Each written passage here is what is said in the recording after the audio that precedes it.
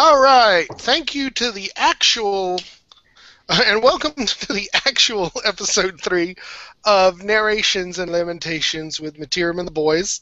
I'm Mittierim. With me is Michael and Skip. Michael, we've gotten back from his Dark Elf captives, so welcome back. For those of you who who were trying to watch, I apologize. I hate Google is pretty much all I'm going to say to that. And I accidentally set this thing up private. So the only way that anybody could see it was, well, if I had set it to these guys or the link. And so I wanted to make sure there weren't people waiting on my site, waiting for it to come back. But sorry about that. I'm glad we caught it 7 minutes in and not let the whole freaking thing go.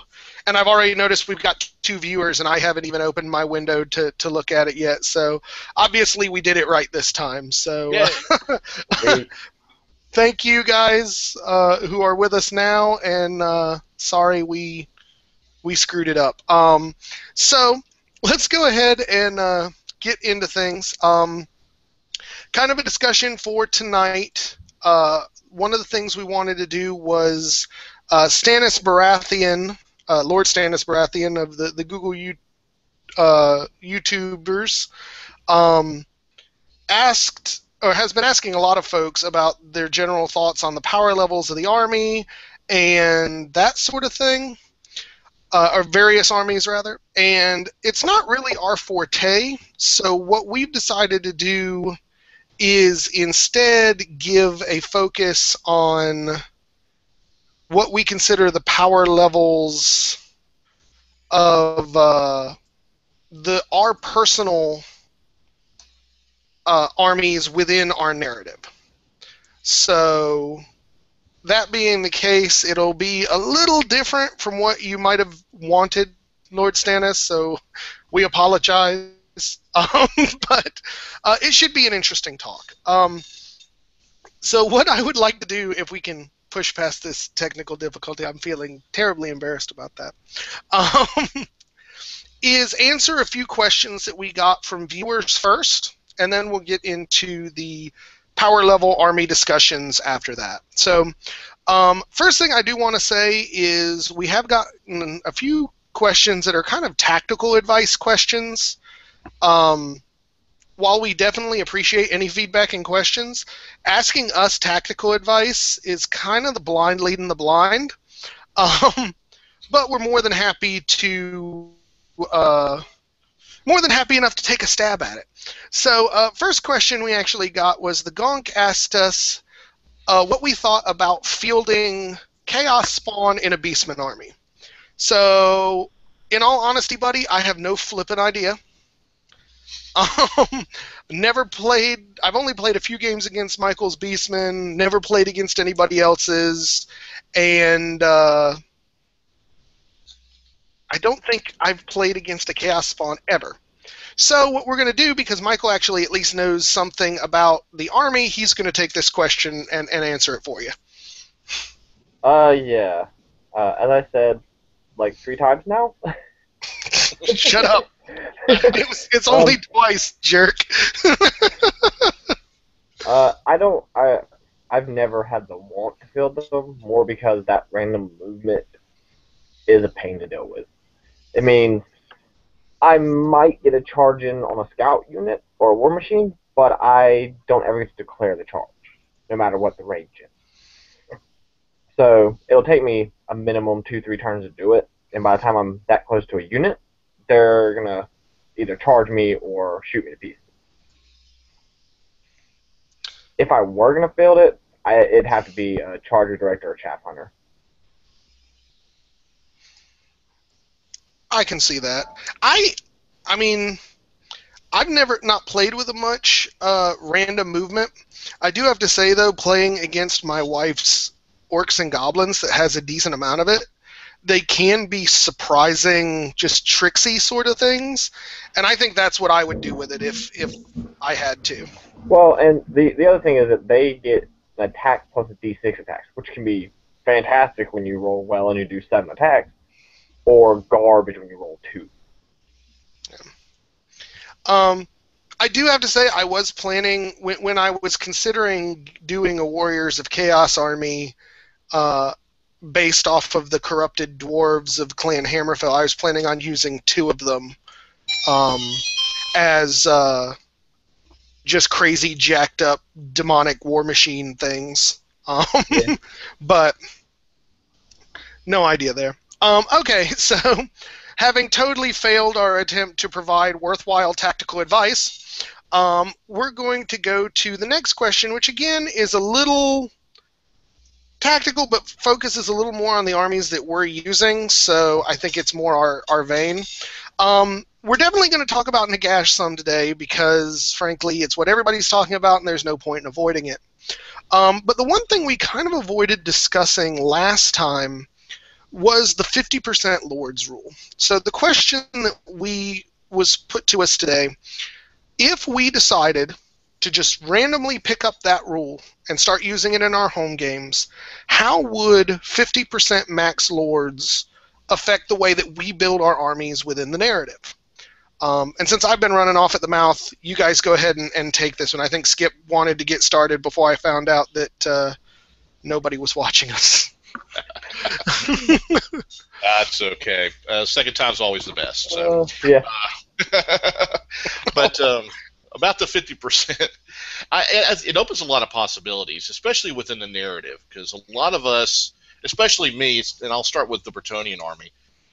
I've written it to where one of my lords is actually working with a prophetess, and gaining what he wants. That's brought him into the narrative itself. So if you go with the 50% lords rule, it's going to allow that lord to actually be fielded along with the prophetess. I don't have to pick and choose or lower the prophetess to just the damsel. So it opens up a little bit more flexibility when it comes to what we want to actually write in the narrative and what we're actually going to be using. And the same can be said in the Warriors of Chaos.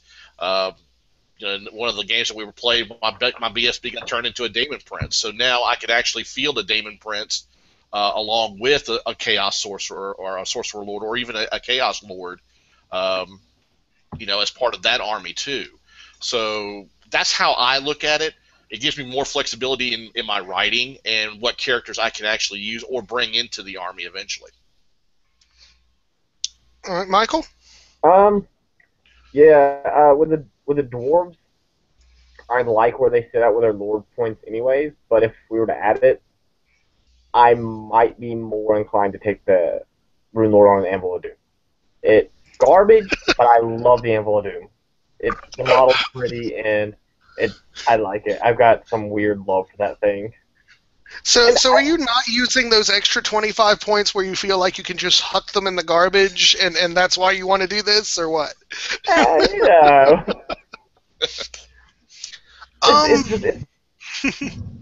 no, go ahead. Yeah, no, absolutely. I gotta say, I don't necessarily think that any of my armies would really change.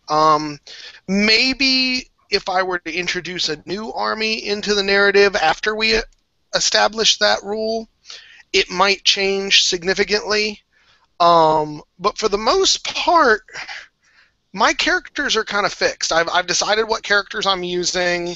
I don't really see a huge need for additional characters for most of my armies, and I think that too many characters can be a bad thing, because in most cases there is a point of diminishing returns where it comes to characters, where you would be better off fielding units. And I don't think any of us are really, because most of the characters that are stupidly expensive that would need to have that buff to fit into low point characters are special characters anyway. And for the most part, I mean, other than Skip, you use the Green Knight in your Bretonnian army. I think he's the only special character that any of us actually use. And he's low enough point cost to fit within the 25% in most games you put him with. Mm-hmm. So, Yeah, when we did the Blood of the Badlands, I used the Enchantress, and I've used both of those, but the one I mainly use, yeah, is the Green Knight. Yeah. So I Yeah. don't know that it would change much for me. Because I think the only army that I might be consider worth doing that is my demons, and then I could bring my Keeper of Secrets and the Demon Prince with her, and have do him physical, her magical, and have everything covered there. But in general, I don't see it affecting us overly much. Um, so any last minute thoughts on that one before we push on to the next question? No, I think it covers it pretty well. Yeah. I think I might Okay, take Saga more often. I think I think my wife just said something about taking all 50% of hers in Goblin Lords. Oh God. Oh, that's so many goblins. It's a unit of just goblin lords. Yeah, but okay, setting that to aside because that would be ridiculous. The second question that we got from this same person, this was Mitch Cowan, and I hope I'm pronouncing that name right, Mitch, is how we go about building our campaign armies. He wants to ask how we go about making our lists in a way that embraces the narrative. Specific questions that he's asking is, do we make our list with the scenario in mind first? Do we even know what the scenario is going to be? And do we go for the throat in building a list over supporting the story? I'll go ahead and answer that last question. And this should be pretty obvious to anyone who has ever watched one of my battle reports. Absolutely not. We do not go for the throat. In fact, I'm not entirely sure that the three of us could show you where the throat is. Yeah. All of our armies, I think, are very focused on telling the story, and whether and this has actually been one of the difficult things for us is trying to tell that story at the same time winning the game. But I definitely, at least for me, for my armies, I focus exclusively on building my forces to tell the story that the characters are telling. I'm not going to just put something randomly into the army because it's the best choice. I'm going to make stuff that flows with the aims that I'm making and makes sense for the characters. So you guys want to take that one? Yeah. With my dwarves, you'll notice that I take a pretty standardized list every time I go to the table. You'll always see the hammers. You always see the thunders. You always see the cannons, the dwarf lord. Those are just they're staples of what my narrative army is. And that the last one, us building lists to be narrative or just go for the throat. I agree with you, Josh. I don't think we know where the throat is. And Skip, would you like to chime in on the idea of do we plan towards scenarios or not? Yeah. Well, first of all, unless it's written in, well, let's kind of go back. When we sit down and we plan out what our next game is going to be, one person writes the intro, one person writes the outro. Okay, so the person in the intro can set up a specific battle like Watchtower or something like that. But 9 times out of 10, we just wait and say, hey, do you want to do battle line? What do you want to do today when we get there? It's kind of so we don't know what scenario we're going to be playing usually before we sit down at the table. Now, as far as the lists are concerned, I mean, how many times have you gone or watched tournament videos where Bretonnia is fielding a brick of, like 14 or 100 peasants, constantly? I field peasants. It's my thing. I love them. They die by the buttload, but I love them. And, they're always going to be in some way part of any Bretonian army that I make. So I go more with the fluff. I go more with what I would like, what I think that army is going to be when I actually sit down and write either the intro or if I want to be writing the outro, how I'm going to word it. So that's kind of how I plan the armies out for me. And I think that's dead on. A great example of this, just to kind of give you guys what we were talking about. My dwarf army, the Hammerfells. Originally, I did not use Longbeards in that army at all, because under the story of the narrative, the only survivors of the Hammerfell were the young.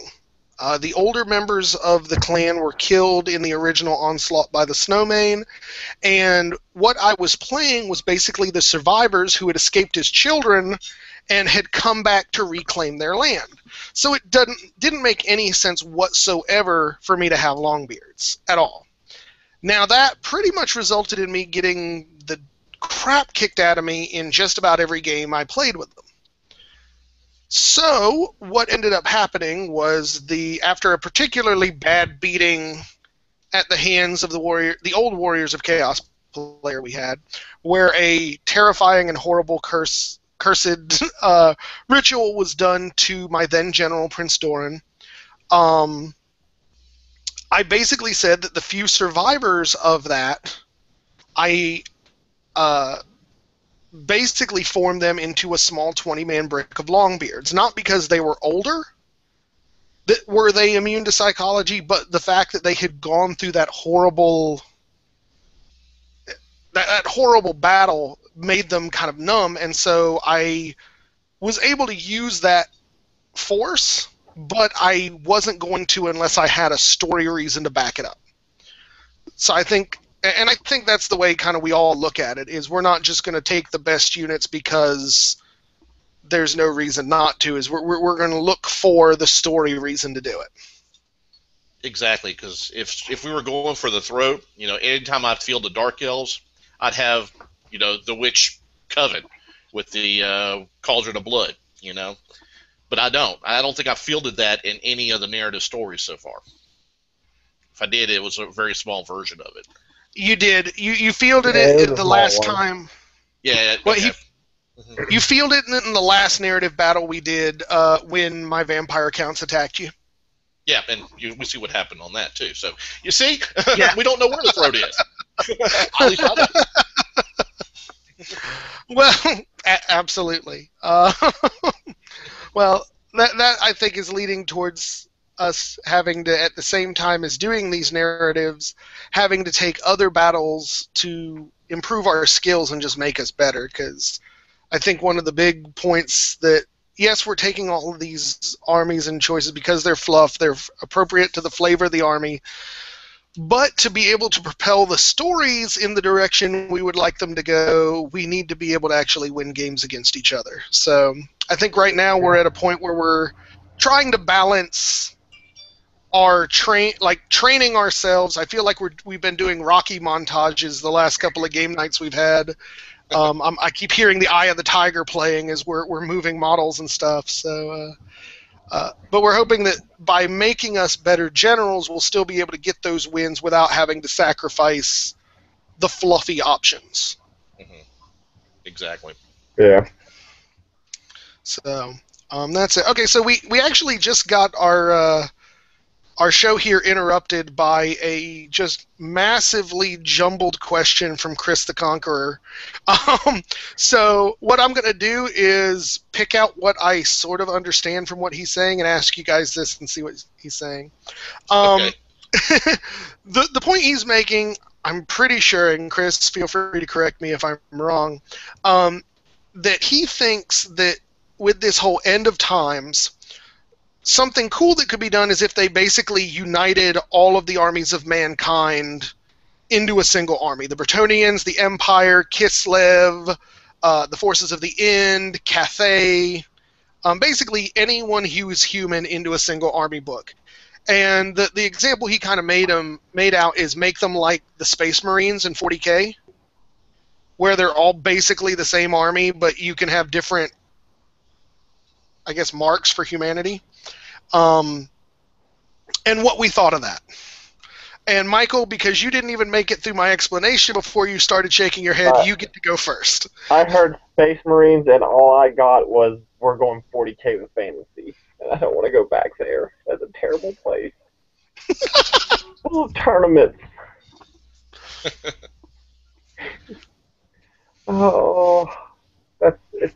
I don't mind the idea, but it's going too close to 40K. All right, so you're reliving your Uncle Bad Touch moment. Skip, do you have anything worthwhile to add to that one? Okay, well, let's look at it as a glass half full, first of all.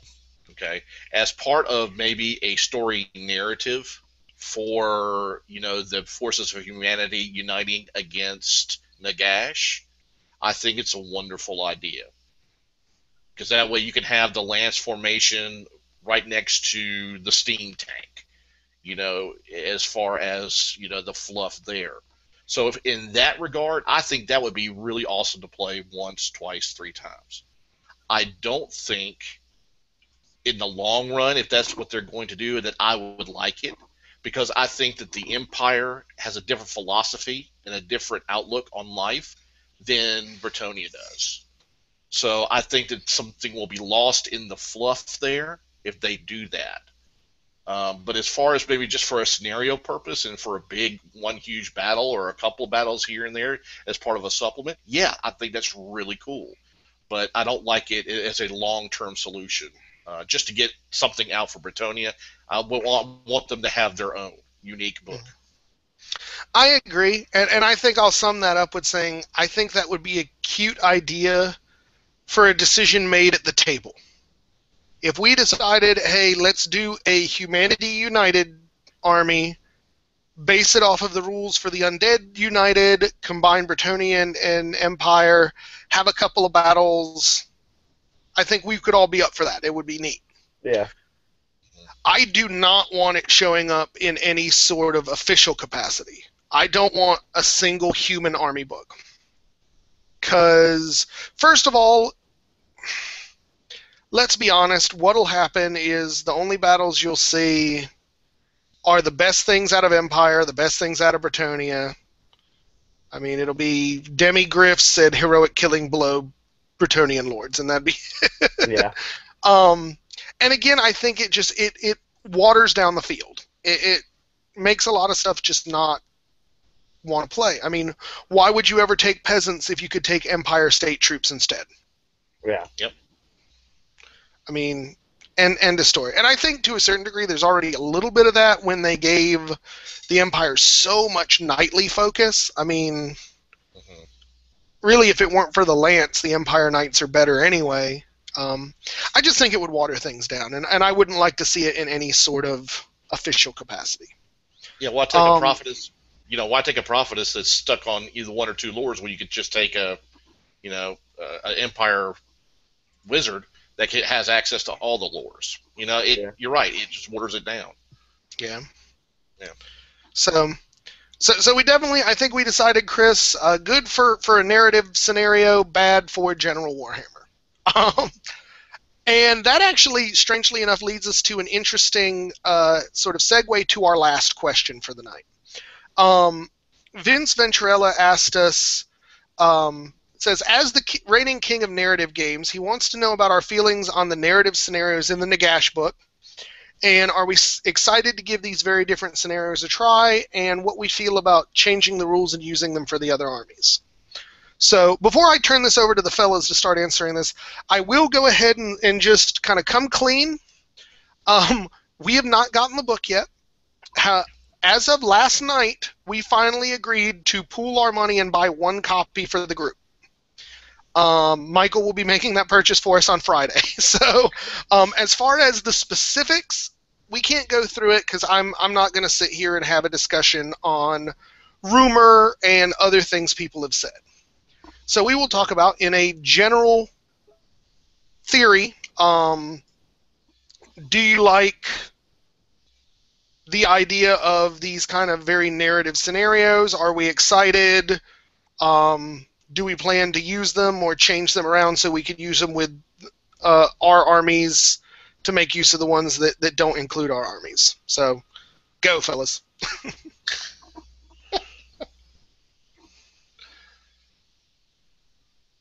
And there was silence. Oh, okay.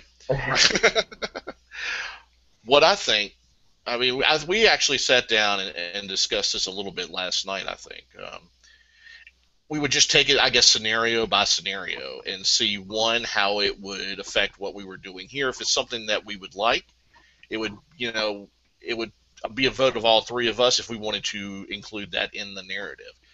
Um, it's really hard to say, not knowing what they actually are and just listening to some of the rumors and, some other people talking about it.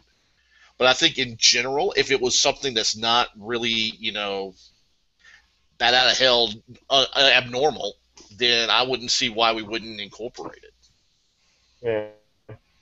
Well, I mean, we all touched base on the idea of, I think you brought it up, Josh, of having basically Nagash and his minions versus the forces of order in one big cataclysmic battle, which would be a neat thing to do once,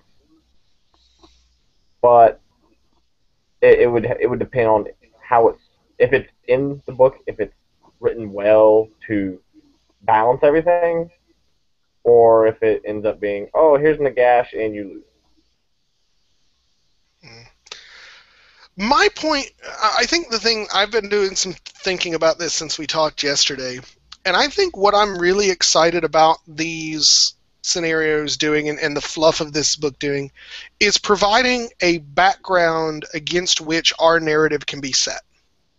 Because I think in a lot of cases, the fluff for our armies doesn't really 100% match GW, but I always like the idea that we're telling stories in kind of a larger world.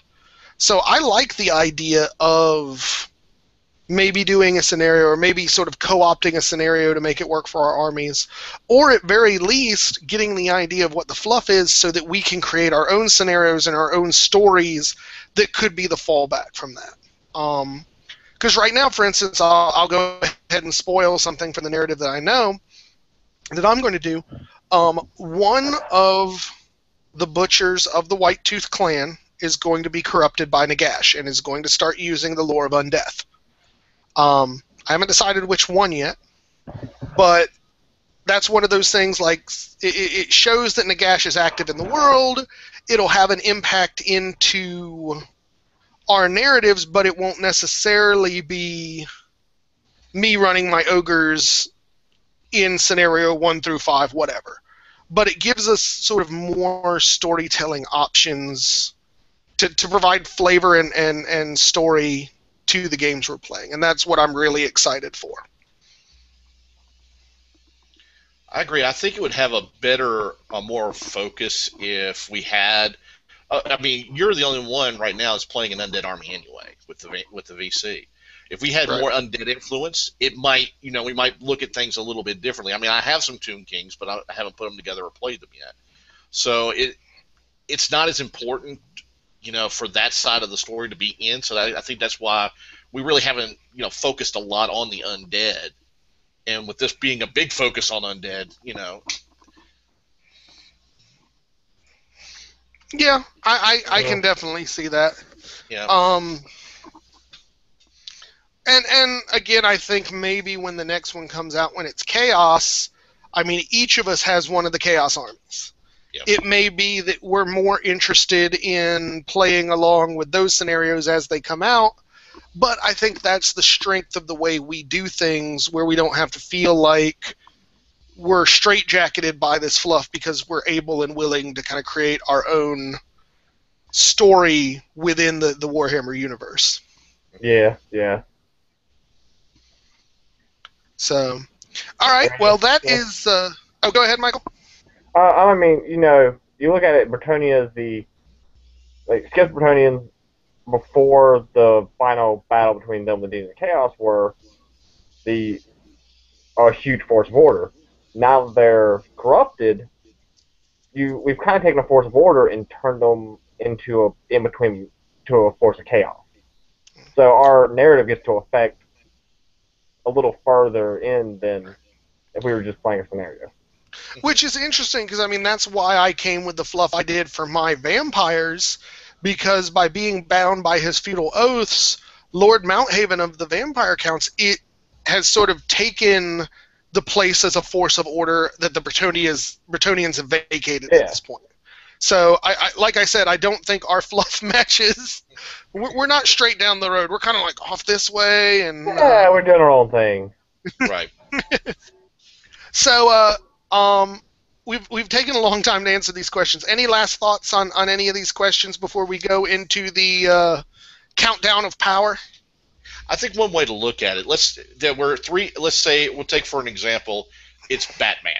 Okay, we are 3 different writers writing 3 different Batman comics.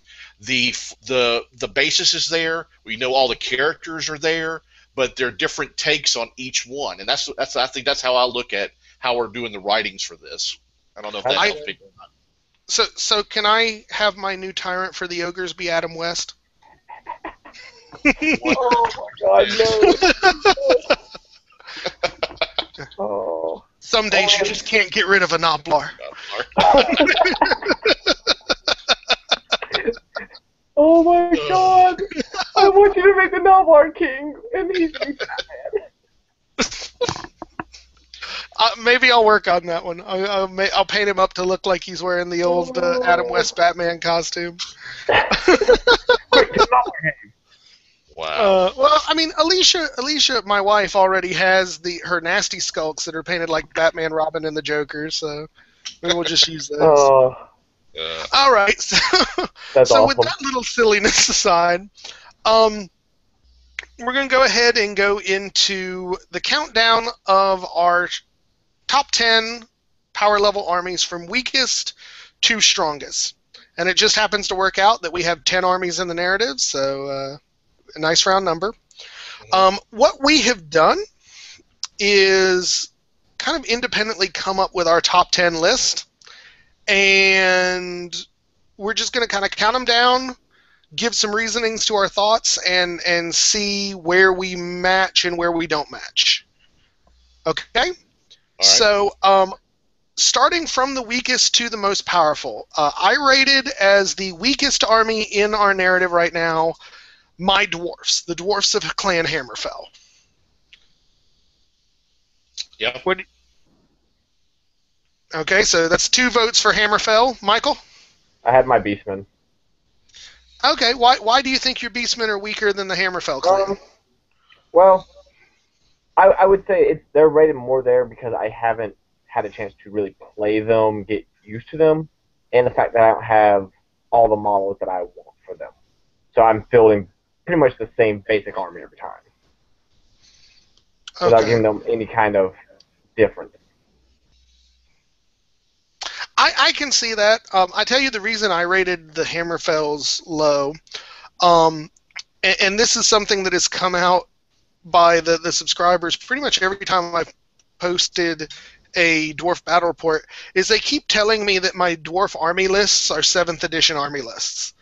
I have small 20-man bricks of troops. I don't really have the option to go any better than that. Combine that with my legendary terrible luck and skill with cannons. Oh, yeah. I pretty much have units that are too small to do the sort of common wisdom tactics. I don't use the best war machines that are available. I have an unreasonable love for flame cannons and and bolt throwers. So you kind of put all of those together, and the dwarves, who should be kind of a rocky, stalwart army, I've turned the Hammerfells into kind of a finesse army that needs to work on its synergy a little. And I think that's been shown by the fact that I don't think I have a win in the narrative with them, except against your dwarves. Yeah. I think that's the only win I have in the narrative. Yep. So, yeah, you're still learning. Mm-hmm. And you're still learning how to play them too. So, I mean, you're right. There is a lot of synergy that's involved there. So that's why I put them as my number 10 as well. It's just that you don't have enough experience or the models that I think that are needed to make them a little bit more stronger. Okay. So we'll go on to number 9 now, and to not make Michael feel left out, my number 5 was his Beastman. Michael? Yeah, I actually have Empire. Really? Yeah. And Skip? Uh, I had my Bretonia, but I've actually changed my mind on that, and I've moved it to my Dark Elves. Really? Okay, Yes. so we are way out of step on this one. Yeah. Um, I want to hear how you put the Dark Elves at the ninth weakest army or ninth strongest army in the list. Um, again, like your dwarves, I think maybe I've got one victory with them in the narrative, if that. Um, I don't play the heavy witch elf list that needs to be played, I think, to make them strong. I I don't. I'm not comfortable playing them yet, and it's reflecting in the way that I set up the board, the way I put together the lists, and everything like that. So that's why I've moved them back to number 9 for me. I'm just not Okay. comfortable with them. Um, as far as why I put the Beastmen at number 9, it's everything that Michael just said about why he put them at 10. He's just getting them started, and frankly, I don't think has the models yet to make them stronger or even make him what he wants to be. I mean, even when Yeah. you bring the Minotaurs, you're using my old Golfag and his mercenary ogre minions. Or Yeah. so. I want more Minotaurs than what I build when I do a 3-man. I want 6-man. Right. All right. So I demand an explanation of why the hell my Empire is at number 9 from you. Mainly because they have to have a strong magic phase. If they're going to survive against most of our other armies, they have to have very strong magic phases. I can see that, but I think more than any of the other armies, the Empire has tools to make the magic phase stronger than So it yeah, might otherwise they be. do, but I mean, we're looking at the Celestial Hurricanum. I've got, and it's probably the dwarf in me that looks at this and goes, I can shoot that off the board turn 1. Or I see Demigriff and I go, yeah, they got a 1-up armor, but against a cannonball, that doesn't mean anything. And I that's would probably where it comes more from. I would like to just put out there that at no time have you ever shot either my Celestial Hurricanum or my Demigriffs with cannons. Yeah, it's because they're not that big of a threat against my dwarves. My hammers, they eat Right. stuff. Oh, let's. I haven't put that battle report up yet, so let's not talk about eating stuff and your hammers being concerned. Oh, the hammers are fantastic. You guys do. I disagree. Fantastic. I don't like I don't like the hammers. They're too easily killed in my opinion. But we're getting off topic. You and I could do an entire show on pro or anti hammer action. So number 8, let's start with Skip for number 8 since I've been starting them off. Okay, that's where I put Empire. And Jesus. again, it's mainly because it's one of those armies that you're going to have to learn the synergy on, what works and what doesn't, and you just haven't had the opportunity to play them enough, I don't think, to figure that part out. And I had the same problem, which is why I no longer have them, and you do, is I couldn't figure out the proper synergies. Well, and a big thing with the Empire is with that synergy, if you take a few of the things out, the army starts to crumble apart. I can see that. Mm-hmm. All right, so Michael, what's your number 8? I got your dwarves. Okay, well, I think, I'm going to say the reason my dwarves are higher in your estimation is just your dwarf love. I don't think there's anything measurable. I couldn't put them low on the list. Putting them at 8 hurt me. That hurt. Right. All right. 8 for me is where Bretonia landed. I put them at 8 because I think there are a few matchups that they can be very strong against. I just think in the current book, they've got some weaknesses. And again, I think coupled with Skip, your just newness to the game. Mm-hmm. I think they're a hard army to have as your primary army for a newbie. And I think up until recently, that lack of experience has very much shown. So I put them at 8. Okay, I can understand that. All right. Who wants to go with their number 7? That's where I have the Bretonian, and it's mainly, as Josh said, without them having a newer book with newer rules and match 8, they've kind of got it lacking there. But I mean, you're Skip, you're picking up on what you need to do with them a lot quicker, so I don't see much reason why they're going to stay in that kind of ranking very long. So let me ask you, with you having said that, in the hands of an expert, well, let's not even say expert general, in the hands of a more skilled general, how high do you think the Bretonians could reach on our list? I'd say at least a 4. Really? Yeah. Bretonians on a charge with what they need hit like a brick shithouse. They will tear you apart. All right. So 7 out of you, Skip? 7 is where I put the Beastmen. You gonna explain that one, or just drop the mic and walk out? I'm done. All right. I think that they have the ability to be stronger. And I think as Michael learns to play them more and gets more of the models that he wants in there, like more Minotaurs, a Doom Bull, things like that, and learns, again, I keep using the word synergy, but it is. Learns, what magics to use, because he's not used to using magic spells being a dwarf player. Yeah. So, yeah, once you figure that out and you've used those beast spells effectively from the Beastman lore, and a lot of people have trashed that, and we've seen it in our games where some of those spells just kick major booty. I love the Wild Boar. It's yeah. awesome. Mm-hmm. So I think they have a chance to move up as well, because if you get a bunch of Minotaurs, when they start getting that double, all those frenzy attacks. Oh yeah, when you're putting 10 attack out of the front rank. Yeah, exactly. It's nasty. Per model. Yeah. Speaking of your love for the Beastmen, Michael, I saw a great show that Mr. Reef put on today with a battle report where he was fielding double jabber slides.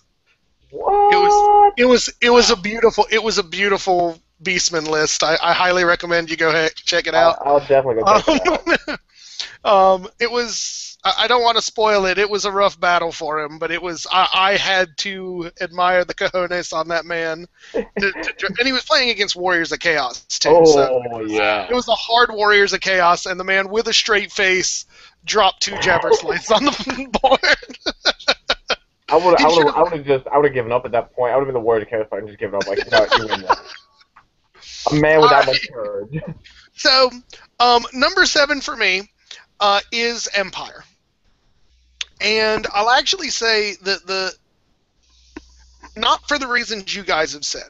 I think I've gotten a pretty decent handle on the synergy of the Empire right now. I actually think the reason why it's kept low for me is actually the self-imposed limitations that I'm putting on with the narrative. I own a steam tank. It's a great model. I'm almost certainly never going to use it in this narrative. Because in the fluff, there's like 4 working steam tanks in the entirety of the Empire. Why the hell would one be dispatched to this out-of-the-way corner of the mountains somewhere to participate in these battles? In general, I play up the rareness of the Demigryphs, another amazing unit. Probably never going to have more than 4 of them. And I usually only field 3 of them. Again, it's one of those things. I'm very satisfied with what I'm fielding in the army because I think it fits the fluff and it fits the aim of being a small military contingent under the command of an Archlector. But it's never going to have the super powerful stuff like the Light Council. It's got 1 Light Mage. It doesn't make any sense for this particular army to be carrying around half a dozen wizards to power a Light Council. That sort of thing. So I think I'm limited to number 7 there because of the choices I'm making to kind of participate in the narrative we're doing. Yeah, I can see that. Yep, I can understand that. So, Michael, number 6. That is Vampire Count. I actually have to agree with you on that one. 6 is vampire counts for me. Skip? That's where I put my Bretonium. Okay. Well, Michael, go ahead and start your explanation for 6 being the vamp counts. I mean, they're a solid army, but my biggest drawback with them is you kill the general, and while their generals are most often really, really hard to kill, you kill one and the army crumbles. You start crumbling from losing combat bad enough. They have drawbacks that are kind of big if you don't play against them. Mm-hmm. And I can agree. I actually have to say, though, that even with that, I don't consider it as much of a downside as you do. But even with that, the only reason they slid down to 6 for me was because of how I field them. I only field my Lord Mounthaven when he's my general on either a zombie dragon or an abyssal terror. I basically make him cannonball bait. Yeah. Again, to fit the flavor, but I recognize that I'm taking a huge risk every time I set him down on the table by himself. I'm quite happy that you put him on those mounts. Right. But I think he could be, if I were to play him like with the dark or the Black Knights as a delivery system where I get lookout sirs and stuff, I think it would slide him up to like 3rd or 4th place. Yeah, he's a lot more solid when he's got something to bunker himself in. Yeah. All right, so Skip, let's see how why you think Bretonia is the leader of the bottom 50%. Well, again, I don't want to do any spoilers, but I am as the more I play them, the more I'm figuring them out, and now that I've just figured out that character walls are pretty cool. They are nice. You know, and when you connect them with the right spells at the right time, they are pretty bitchin'. Breaking news brought to you by Narrations and Lamentations. 3 paladins with Savage Beast is amazing. In other news, water is wet. Yeah. But it's taken me this long to figure that out. So, hey. But that's really why that, and I'm starting to feel the love for him again. I've kind of stepped away from him, but I've kind of feel the love for him again. Well, that's good. Mm-hmm. I can see it. So it really sounds like it's another one of those things. We think that there's more potential there that's just not being realized. Is that sort of what I'm getting? Okay. Exactly. Mm-hmm. All right, Michael. So now we enter the top 50%. In the number 5 slot, what you got? Warriors of Chaos. Okay. I actually put Dark Elves at number 5. Skip? I have your vampire counts at number 5. Okay. I guess I'll go ahead since I'm the only one who put Dark Elves in the first half, I guess. Well, maybe not. I don't know if we've heard from him out of Michael. But I think the Dark Elves, it's purely a matter of their potential not having been realized yet. And I think there's enough strong units in that book that even with a relatively new player to them, they're still strong. I still worry about the Dark Elves every time they're put down on the table. So I definitely think that respect, if nothing else, earns them the number 5 slot for me. Michael? Well, Warriors of Chaos would be higher on the list if, Skip, you would please, for the love of God, stop fielding your sorcerer on top of a chariot. On top of a mount that I can shoot with cannon. He had a 3-up. Yeah, those don't help. 3-ups are nice, but you can fell one and it just goes bad. Yeah. Yeah. I mean, beyond that, solid. I mean, you got the Chaos Warriors are just, they're a hard nut to crack, or they can just dish out a ungodly amount of wounds. Absolutely. All right, Skip? The reason I put vampire counts in the top 5 is exactly what you said, because of the potentials there. I mean, if you feel that Lord, if you take him off of the flying mounts and put him in a night unit and kit him like the way you normally kit him, it's awesome. It's really unstoppable. I haven't figured out a way of doing it yet. I think there's a lot of stuff there that you haven't even tapped into or you haven't used a lot, like a lot of the ethereals and things like that. I think that the book itself as well is a strong book. I think I love the fluff of it, and that's why I put it in the top, at least the top 5, especially the way that the butt whipping you put on my L's the last time we played. So it's that had a lot to do with it too. But I think it's a very strong book. I think it has the lores that they have access to are very good, and you know how to back up your general with other casters too, so you're not going to crumble that much. So I think you've got it all put together there, and that's why I put it in the top 5. Okay, well, thank you. That makes me feel all warm and fuzzy and dark and evil. So number 4 for me is Warriors of Chaos. Michael? It's Dark Elves. Skip? Michael's Dwarves is what I have at number 4. Okay. Well, why don't you start off explaining us why? The reason they're in the top 4 is, one, they're dwarves. I mean, Michael knows how to play them. That was his first army. He has the dwarf love, and he knows exactly what to do with the units that he has. I think that the reason it's not any higher is that he has focused a little bit on some units that he needs to expand on too. But if he decides to go that way, I think that it's going to move him up to the top 2 because they're a strong army. They can shut down your magic phase at any given time, and you have to go to them. They're not going to come to you. So they've got a perfect opportunity to whittle you down with their shooting, and that's why I put them right there. Okay.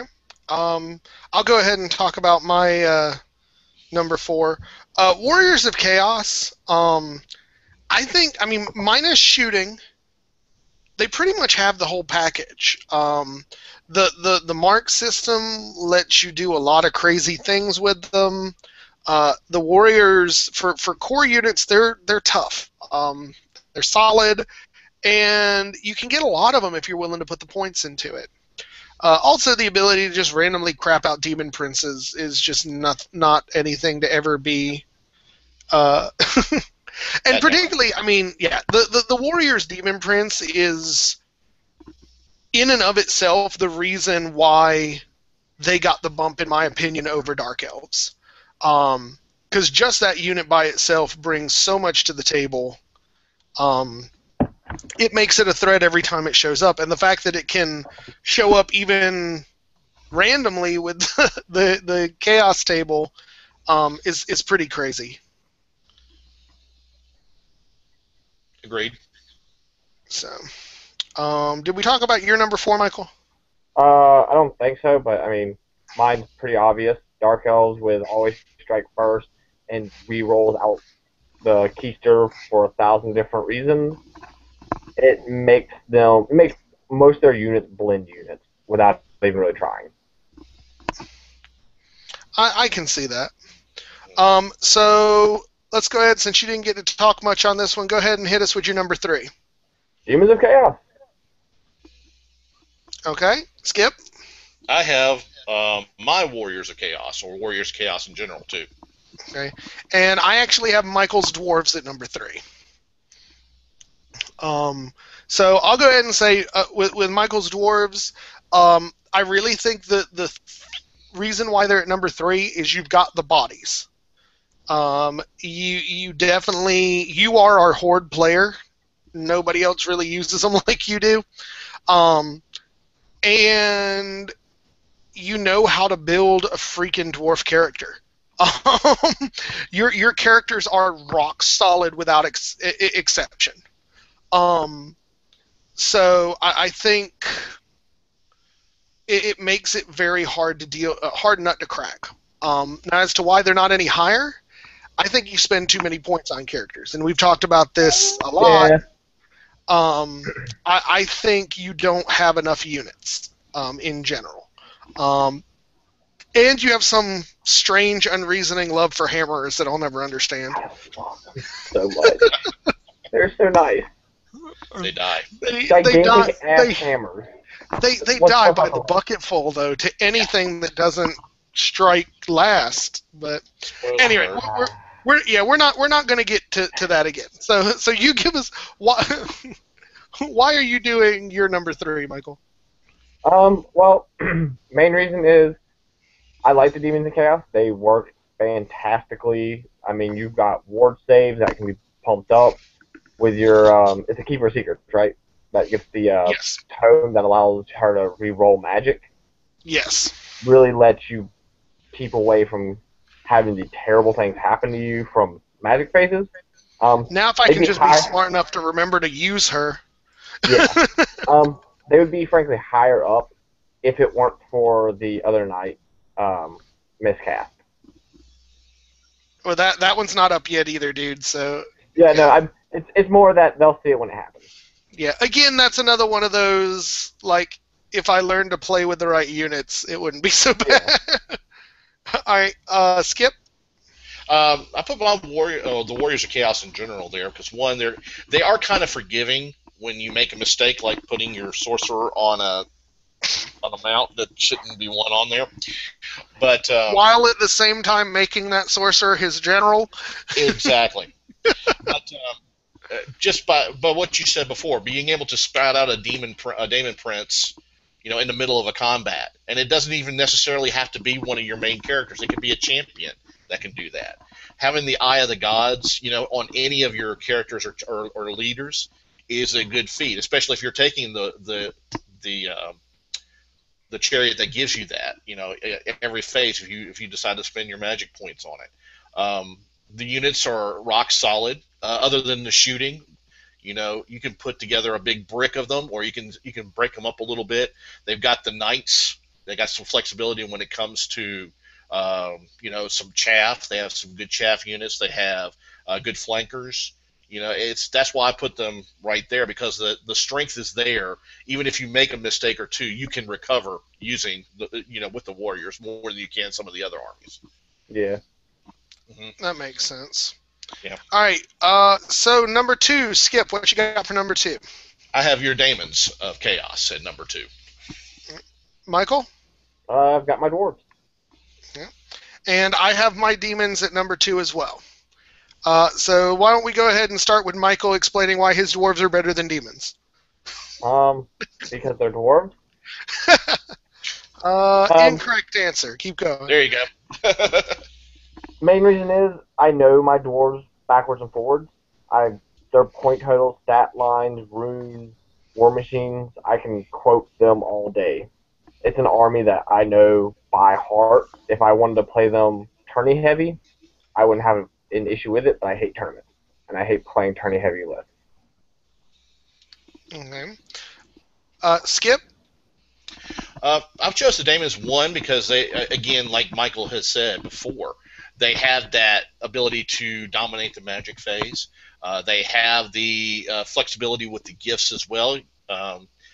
They have the ward saves, and there's a lot of different types of units that you can take that are really out of the ordinary, and it's really hard to defend against them.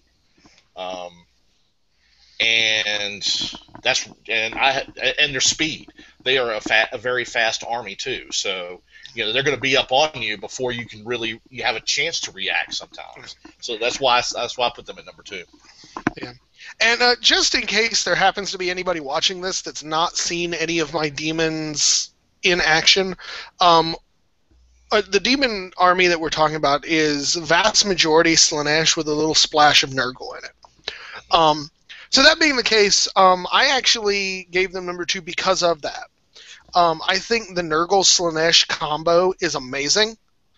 You get Nurgle for your anvils, and they're hard, and they can hold units, and you have such movement and speed in terms of initiative and whatnot, and always strike first locusts with the demon or the Slaanesh demons that it's really a powerful 1-2 punch.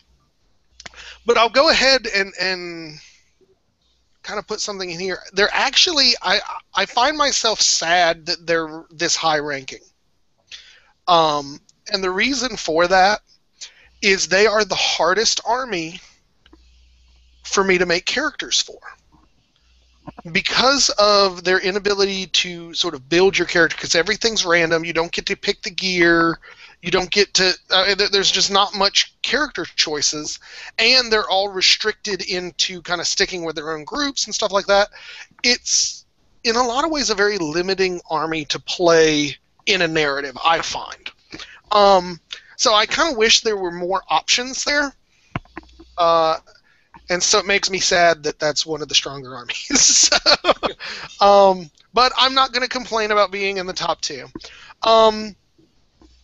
Finally, we've gone down through all of the other armies. So in our number one place, Skip, what do you have? Ogres. Michael? Ogres. Ogres. And I picked ogres as well. So I think we are unanimous in our ogre love. They hit like a brick Love is a shit house. strong word. They hurt. Well, Skip, you go ahead and start telling us about ogres and why you gave them the number one slot. Well, first of all, I mean, they're ogres. The ogre charge, if you can get it off, you're doomed. If you're an opponent of the ogres, you're doomed, because when it hits you hard, and it's bad. I like the fluff of the ogres too. I like the fact of the idea of the Great Maw always trying to call them back home. I think that's awesome, and I really like the way you've done the White Two clan and set that up. So that's why I put them at number one. All right. Michael? Point blank, you know that army basically how I know the dwarves, and you know how to make them work the best. You put ogres on the board, I always have to try and look at it and go, all right, so I've got a turn and a half to try and thin it down, and it never seems like it's enough. Okay, I agree with you guys. I put my ogres at the top spot for both of those reasons. And again, there's sort of a third reason for me that goes with this. And again, it happens to be the self-imposed limitations that we play. None of us play Lore of Death. I think, I mean, with knowing with something like a 90% certainty that my ogres are never within a narrative game going to be facing a purple sun, that gives a lot of momentum to those ogres. And I think not worrying about the sort of the leadership shenanigans and the sniping characters, those can make the ogre kingdoms potentially stronger than they otherwise would be. Now, I would like to think that I'm a strong enough ogre general to deal with some of that, but it is one of those things that definitely contributes to the level of dominance that the ogres have in our group right now. And I think it's no surprise that all three of us agreed that the White Tooth are the biggest boys at the party. My only sadness here is that up to this point they've played kind of a tangential part of the narrative, and I'm hoping to kind of move them closer towards things as we go through some of this Nagash stuff. Mm-hmm. Yeah. Well, I like to see them more in the narrative. I've missed them. Me too. Okay, so now that we've done our top 10 and sort of stepped out of our comfort zones to discuss that, the next question I wanted to ask is, what is your most enjoyable opponent? What army out of any of the narratives, when you sit down and see it across the table from you, do you think this is going to be fun?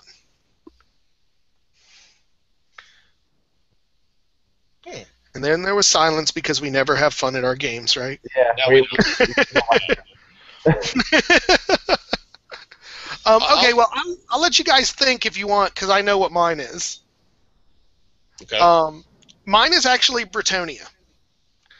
I've gotten, with the way that the Bretonian demon thing has gone, I've gotten a lot of opportunity to play Bretonnia, and I love seeing them across the table.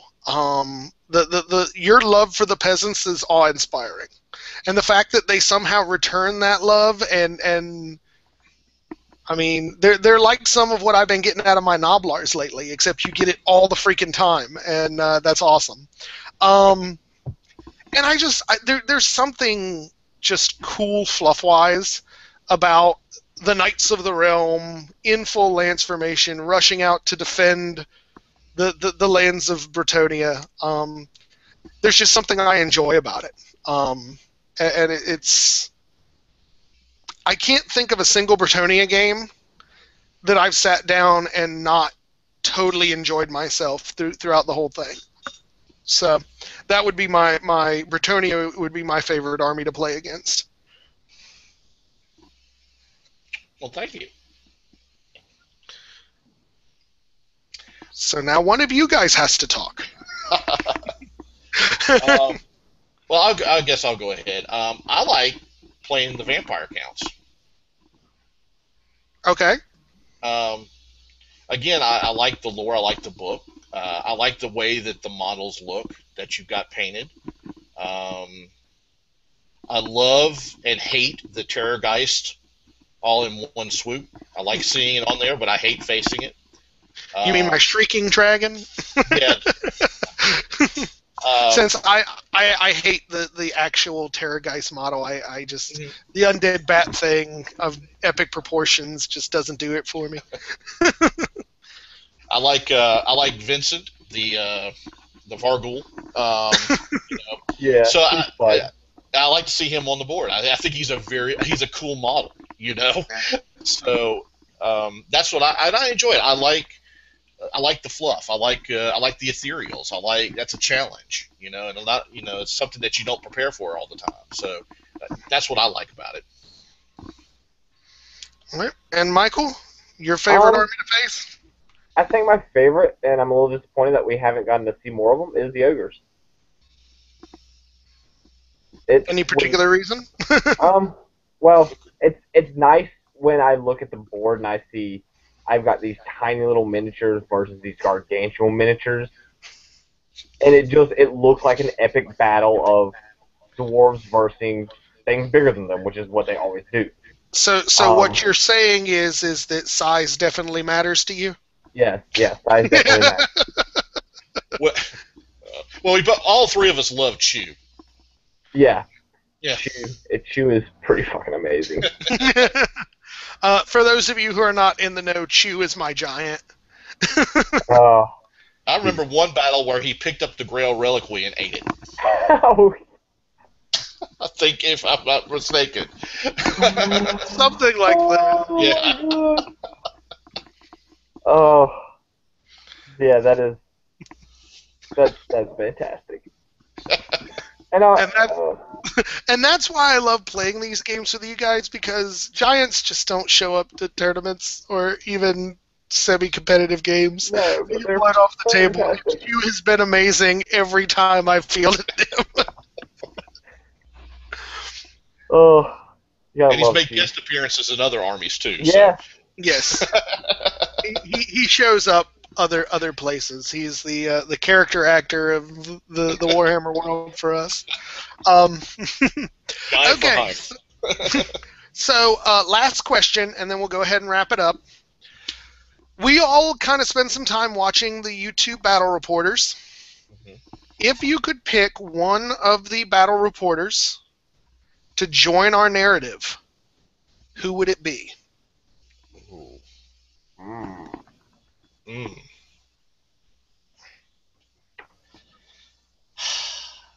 I would say Lord Tremendous. Any reasons for that? I like watching his videos, and his armies always look beautiful. Okay, Skip. Oh, that's a hard pick. There are most, in fact, all of them are good in one way, shape, or form. I'd have to go with Anthony, Sustainable Center, Bretonian love. Gotta have him. Gotta have it. I actually, I think my choice would actually be Mr. Reef. I know you guys haven't watched a lot of his stuff, but he loves beastmen like you love dwarves, Michael. Oh. And he actually was one of the big, and I was actually talking to him about this earlier via messages. He was one of the big inspirations for me doing this channel in the first place. I think when I first started, there's a lot of, and there is still a lot of focus on the more competitive, the tournament players, that sort of thing. He was the first channel I found where it was just two dudes having fun playing this game and posting videos about it. And I think that's awesome. And I think he would be an absolute hoot to play with. My original vote would actually be just let him and his buddy Martin come and just play as a team every time they show up, because it's like, how do you split Johnny Carson from Ed McMahon? Yeah. You But don't. right. But and again, Martin is the same way, because he's got that Tomb King love. And it's like, anybody that can love those armies that are so traditionally bottom of the barrel and still have fun with them and still enjoy doing them, that's the exact kind of energy that we like having in this narrative. And so that would be my vote for definitely Mr. Reef. So, well, we've been going on for somewhat over an hour now. Yeah, I mean, it's been going. So any final closing thoughts, fellas? I just want to thank everybody who's been leaving posts and watching our little horse and pony show here. Yeah. I think it's amazing that we're being watched. I'm glad people are enjoying it. We're definitely enjoying the narrative. So Yeah. and even the games we don't do narratives, where we just get together and create weird armies and get together. It's all about the fun of the game, and that's what we show on here. At least I think so. And that it's a feeling that everybody gets caught up in, and I really enjoy that. Anything out of you, Michael? I ain't got nothing clever. Okay. So I actually want to close things down with a reminder about the contest that we're running. We are doing a narrative character contest for those of you that haven't seen the video about it. What we are asking folks to do is design a character for any of the armies that are in our current narrative that could be fielded legally at 2,500 points with normal restrictions, not that 50% Lord stuff from Nagash, and come up with a backstory, an entry into the narrative, something like that for it.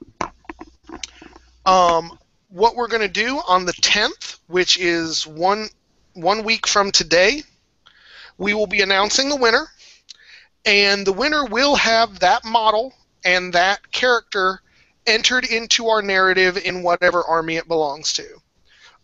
We've gotten a lot of entries so far, though I have to kind of beg for some of the others. A lot of our entries have been Warriors of Chaos. Mm-hmm. I know that there's some love. I think everybody's Warriors of Chaos, and we've gotten one Dwarf and one Ogre option. So please, somebody show us some love from the other armies. We definitely want kind of what everybody can do, and get your chance to kind of influence our narrative and have a character entered up. And what we'll be doing is we will actually be using sort of new models to make these characters, so it's not just like, here's the random dude I had sitting around who's now this guy. We're going to literally give it all the respect we can. So you can send all entries to JoshLMerritt, that's MERRITT, at gmail.com.